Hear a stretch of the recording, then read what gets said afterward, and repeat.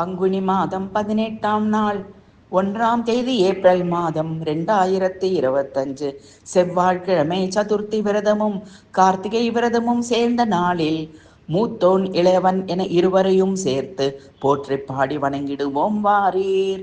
9 கோளும் ஒன்றாய் காண பிள்ளையார் பட்டி வரவேண்டும். அங்கு கற்பக விநாயகர் மேனியில் அவர்களை கண்டு வணங்கிடுவோம்.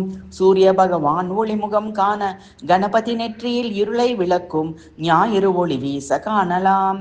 சந்திர பகவான் ஒளிமுகம் காண கற்பக பெருமான் தொப்புள் குழியில் குளிரும் அவனை தொழுதிடலாம். அங்காரகன் பகவான் ஒளிமுகம் காண கணபதியாரின் வலத்தொடையில் கண்டு மனதின் துயரை போக்கிடலாம். புதன் பகவான் ஒளிமுகம் காண வலம்புரி நாயகன் வலக்கையின் கீழே தரிசனம் செய்து ஞானம் வாக்குவன்மை பெற்றிடலாம். குரு பகவான் ஒளிமுகம் காண கற்பக பெருமான் உச்சந்தலையில் குருவை கண்டு வாழ்வு வளம் பெற்றிடலாம்.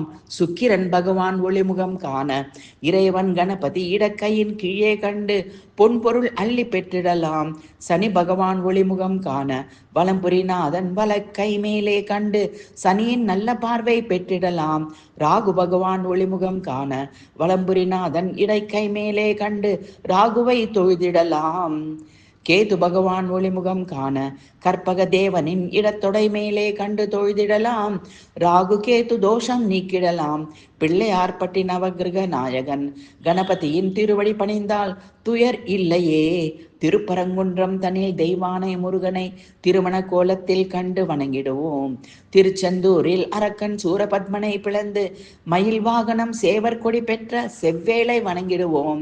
பழனிமலையில் தண்டாயுத பாணியாகவும் ராஜ அலங்காரத்திலும் கண்டு வணங்கிடுவோம்.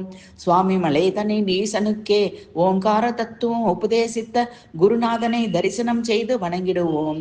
திருத்தணியில் கோபம் தணிந்து குரமகள் வள்ளியை மணந்த முருகனை தரிசனம் செய்து வணங்கிடுவோம். பழமுதிர் சோலையில் வள்ளி தெய்வானை உடனமர் சுப்பிரமணிய பெருமாளை கண்டு வணங்கிடுவோம்.